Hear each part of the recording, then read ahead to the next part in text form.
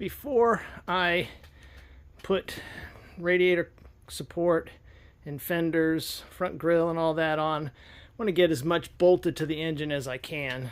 It's very easy access here. Don't have to bend over fenders or anything like that. So I guess we'll start at the rear and work ourselves forward. So the first thing that has to go in is the distributor. And yeah, it's a knockoff of the HEI GM distributor. The engine, again, should be turned to top dead center on the compression stroke. So I need to have the rotor pointing at spark plug lead number 1. So I'll work on that and get it in. Hopefully I can find the retainer. Hopefully it's, well, it's not there. Well, crap. Finding things, what a pain. I couldn't resist putting that hose on just to get it out of the way. So yeah, that's where it goes. And the smaller hole is where the bolt that goes through that holds the retainer in. I'm not sure if this is the right one. I ended up with 2 of these. These appear more like, well, we'll see. I found the gasket and I marked the number 1. So I'll remove the distributor cap and then go ahead and place it. One of the things that I'm sure I'll struggle with is that cross piece has to fit into a slot on the oil pump down in that hole. So yeah, wish me luck on that. It's just a matter of sticking a big screwdriver down there and turning it. Again, it's nice that I have this access. Oh yeah, some of the other things I found in the bin. Got the alternator, some brackets for alternator and power steering pump. More brackets, actual power steering pump down there. And then obviously carburetor and gasket, some parts that bolt to the carburetor. We've got a coil here, which we don't need anymore because the coil is built into the top. So this will get, not tossed, it'll get placed somewhere else. Also, we've got another thermostat housing in there with a new thermostat in place. This is the radiator retainer. Got some hose clamps. Got the radiator hoses here. Won't need those for a little while though.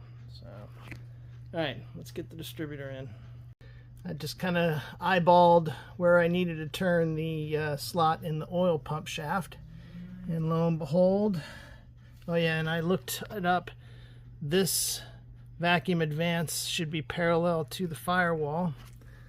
So everything is where it needs to be. Thank you, Lord, for that. So yeah, now it's the retainer's turn. And again, I seem to think that that bolt is going to be too long, but we'll give it a try. And I did replace that bolt with a slightly shorter one. I reconnected this heater hose here to the outlet of the head, tightened that clamp underneath there, kind of aimed it so I had a straight shot. Tightened this clamp as well. Again, aimed it so I had a straight shot. Not to say I'll have a straight shot once I have everything else in place, but for now it's... So anyway, one of the things I'm struggling with is to find the connection for the powering of the distributor. And I find this one wire here, but that connector does not mate with that connector. So I don't know if it fell in behind there or what the deal is. If it's... All right, we will look around, see what we can find.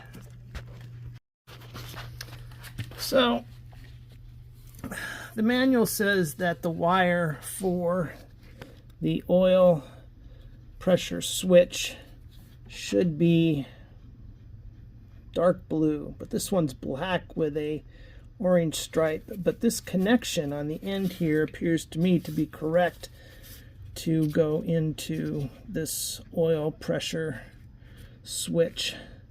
Again, this is the housing for the oil filter. Still no luck finding the wires for the distributor. All right, a big duh. So that connector and harness that was coming off the distributor, it plugs into the distributor cap / coil. And then that red wire, it correctly plugs into where it says battery. So that is the 12-volt supply. And then everything goes in and out of the distributor, in and out of the coil. So we are all good. The other connector there is for a tachometer, which I don't have. So I'm not worried about that. We're working on getting carburetor back on, figuring out where different things go. Unfortunately, the gasket had a tear in it, so I have to order one. It'll be here when it gets here, probably not until the weekend, and it's Monday now, so it's just a matter of we'll figure out where everything goes now, and then it's not too much to get it back out of the way. So this damper here is in place on that. This switch, I think it's a kick down switch, which needs to be replaced. That one is in bad shape. It mounts on that rear mounting screw. And then the throttle cable bracket, it's got 2 holes. It actually mounts in here, so I need to remove that intake manifold screw down there.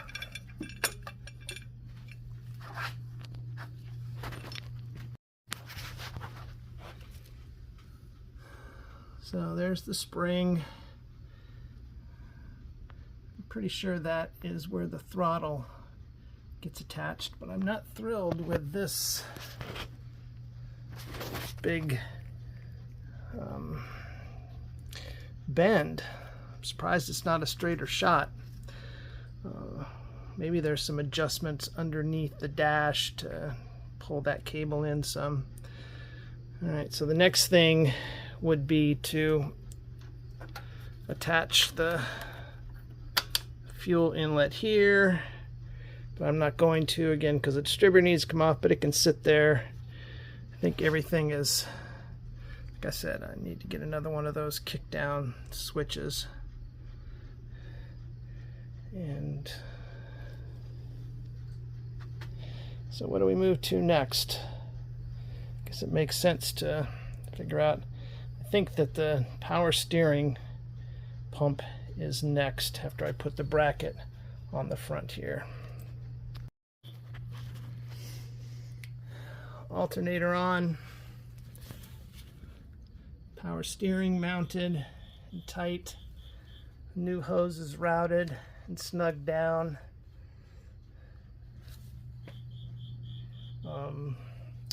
So I used to struggle with this piece. It fits somewhere in this area, but I can't figure out why it's still necessary. Anyway, if you want to comment on why I need it, feel free, and I will try to implement it. So let's rebuild this switch. First thing I'm going to do is remove the switch body from the bracket, and that's just this nut here holding it on. So I'll squirt some penetrating fluid first, get a wrench to hold the switch body and a wrench to turn the nut. So that did not want to turn.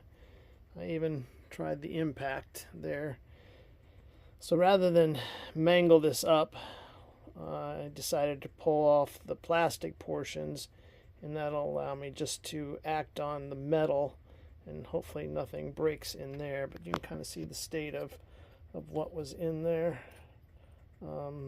Again, I'm replacing the spring, these contacts here. Not sure how this all goes back together, but we should be able to figure it out. I've lubricated the plunger. The spring goes into the hole at the end of the plunger. And then this metal rod goes in the end of the spring. So I'll bring it back when it's in there. So there it is there. And that head of that rod goes into a depression in the back. So this is captured by those two little guys there. And you can see how those fit in there. And what they will do is, when this is reinstalled this way, those sliding up against the switch contacts will open and close for those two switches. So I have to press these so it won't come apart, but I need to get that one a little bit better. And then this goes over the end of that. The lock nut goes on, and then that piece that protects it, that boot. Here's where we're at. So the carburetor is all mounted. The throttle linkage cable is attached. This is the kick down switch. You can see that when the throttle is pulled down into there, that should go. I still need to find the wires that connect to that. The return spring is connected. You can see down there, back in there. The throttle, I did verify that that is the way it's supposed to loop up like that. I'm not sure about the routing of this. I wanted to make sure I was clear of the distributor cap. That seems to mount, but that kind of sits high. I don't know. We'll adjust it as we need to. One of the things I discovered is the screws that were holding the clamps for this choke adjust were too small. So I'm going to find the next size up. Hopefully they will fit. We've got the wires connected to the back of the alternator here, and then right in there. I bundled up the wires that used to go across the front of the engine to the air conditioner compressor. I'm not mounting the compressor at this point, but the wires are there for next time. These wires left here, they go down to the starter, as well as the positive cable from the battery. So let's find those screws. So the dipstick for the transmission fluid level slides in there, but you can see back, like the middle top, there's a bolt, and it's one of the bell housing to block bolts that has to come out, because it is what holds the retainer of the dipstick. Down here, tucked up here, was that connector right there, and lo and behold, it is, once I untuck it, come on, there we go, it is the oil pressure. And this one, and I'll double check against the wiring harness, should be the kick down connection for the transmission. So let's plug this one in. Doesn't that fit more nice? And then we'll get the other one once I finish tightening up that screw back in there that's holding the dipstick tube in place. And yeah, I did need to take a piece of wood and hold it over the end and tap on this to get the new O-ring covered down into that hole. In reviewing one of my earlier videos where I was doing a disassemble of the carburetor, I kind of started it off by showing it installed, and it showed, I have to look a little further, a metal tube coming off of there, a vacuum line. But it also showed me that I just recently installed this in wrong, that this gets rolled down so that it falls nice and low, points back up, and then the vacuum there takes a nice gentle turn. Much, much better than the ugliness I had previously installed there. Thankfully, I found the tubes that I was missing. These are the two transmission fluid cooler lines. So I have everything I need to go from the transmission to the radiator. And this is the vacuum modulator line. That far end goes into a rubber hose on the end of the vacuum modulator, which is in the transmission itself. And this end here screws into that end of that vacuum fitting. So I will have to find out whether or not the vacuum advance goes to the distributor. Does it come from manifold vacuum there, or does it come from carburetor vacuum there? And they may be the same. Regardless, I've got a number of vacuum hoses here that need to get plugged in. So we'll figure that out. One thing I did was I repaired, this is the it's some sort of electric switch going to the transmission. Not sure where it comes from, but that plugs into a module on the side of the transmission. As you can see, the vacuum modulator line is attached to the back. It runs down and around and ends up pointing downward. So I rotated the vacuum modulator on the transmission so that the hose was pointing up, and it plugged in and everything was aligned. So now I guess we will move on to putting the radiator core support on, and then we can install the radiator, and then we can install these coolant lines and then start putting body back on. Well, that's a pisser. My torque converter cover was all mangled. I don't remember how I mangled it. So went online and went looking for one, found one supposedly for this car, but that cutout for the starter is on the wrong side. I got it, it was in the box. It's been too long. I didn't look to see if the picture matched the part or what the deal was. Just very annoying. So I gotta buy another one. Buy a right one this time. So the starter is on. It's not electrically connected. And I will go back to what I had originally planned to do before, which was the radiator core support.